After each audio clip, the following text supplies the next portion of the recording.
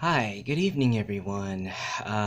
This video is going to talk about the Quinamiguin language and just my rant about this language that I've just been really, uh, I don't know, I've been really kind of obsessed with it recently just because of my recent trip to Camiguin and the people that I encountered there when I was searching for Quinamiguin language speakers. The Quinamiguin language is a little bit about it is, I guess not a little bit, a lot, but it's spoken in the island of Camiguin, right, in the Philippines, for those of you who don't know. Camiguin is just a small island north of Mindanao. It is a very famous island for tourists, right? A lot of foreign tourists go there, foreign and locals alike. And the scenery is what a lot of people go there for. So the beaches, the diving, and even the hiking, the nature. Sometimes for the culture, the festivals, right? But my purpose in going there was for a cultural reason, and it was more for this Quinamiguin language, right? Now, there's not a lot of people that speak this language anymore, so it was at a point an endangered language, or so I think it probably still is considered an endangered language, but things are changing recently with the current status, right? Because originally, Kinamigin was the original language of the island of Camiguin before the Cebuano language speakers came in.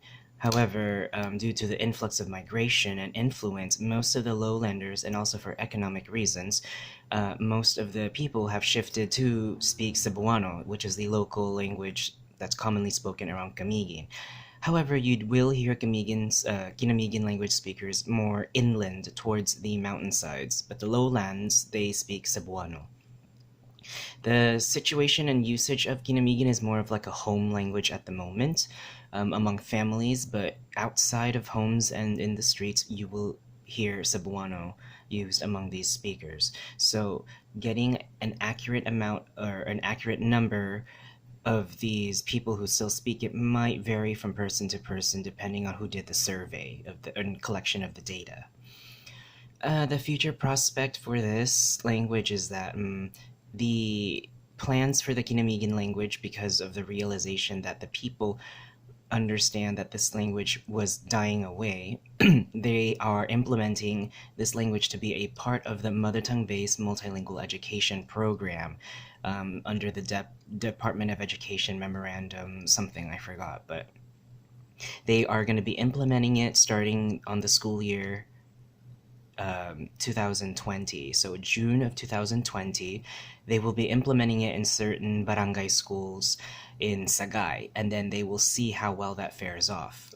So, which I think is actually a pretty good thing. It's they have made curriculums and what you call it, learning material for this language for children to start using this language more in schools as medium of instructions. Um, and just some factoids about this language. So the Quinamiguin language is a Manobo language, right? It is not genetically related to the Cebuano language, which is also spoken in Camiguin. Um, Now, that being a Manobo language, it's coming from Mindanao, so it's related to the other Manobo languages that are in Mindanao as well.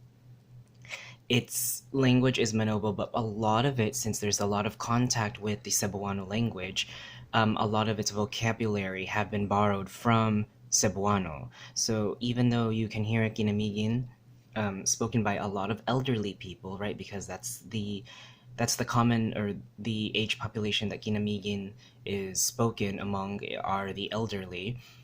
You will hear most of the younger people kind of use borrowed Cebuano terminology as well.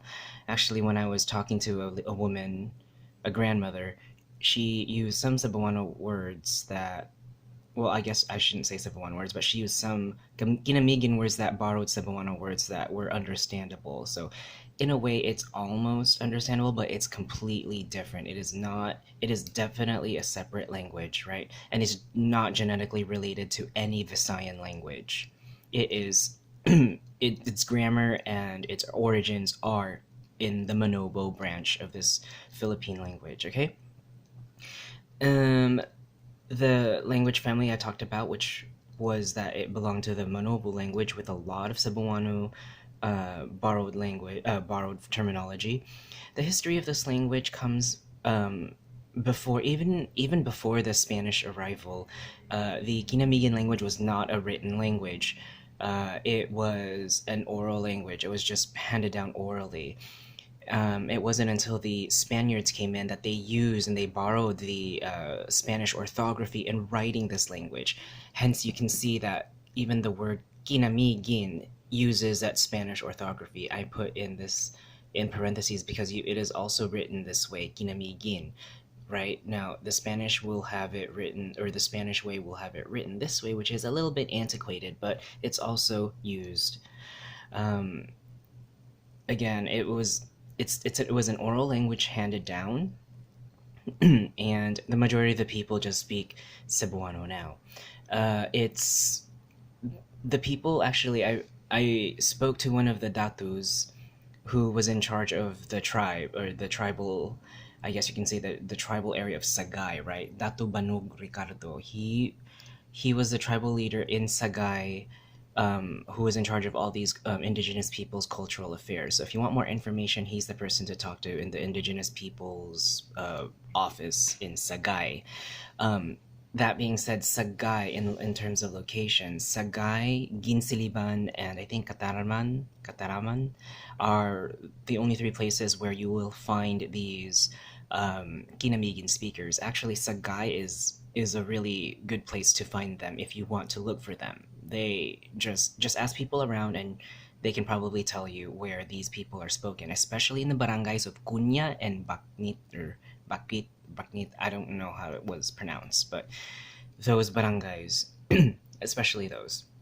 So yes, they're gonna implement those, right? And I was also referred to by their office, by the Department of Education office in Mambahaw, Camiguin for more information, right? So if you want more information about this, you can go talk to the Department of Education's office in Mambahaw in Camiguin, especially for learning material in the Quinamiguin language is for children. So that being said, this was just an introductory video about the Quinamiguin language, what it is, where is it spoken, and why is it important. Well, I guess it's important because, it's a language, and I was reminded by the people who spoke this language that, this language was a gift. Okay, so it's a gift given to them that defines who their identity is and what their culture is. Why do we care? Like, why do we care about saving these endangered languages? Well, because these endangered languages encode something in every human brain that other languages cannot express. So, with that said, if we lose a language, we lose a part of humanity. And that's why I stress so much about these indigenous languages. So, hopefully, you learned a thing or two about this Quinamiguin language. And if you do come and visit Camiguin, I highly recommend you learn some of the local language there. And local language meaning the Quinamiguin language, not the Cebuano language that the majority of the people there speak.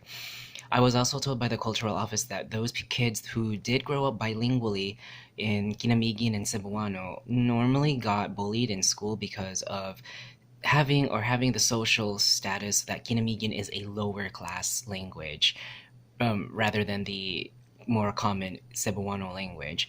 So these people were made fun of in school. They were teased for being of a Quinamiguin background. However, that is changing now as people realize that, being bilingual or even multilingual gives the human person, the individual, an advantage in this world for knowing more than just one language. Cough, cough, Americans. Anyway, so that said, hopefully you did learn a lot about the Quinamiguin language,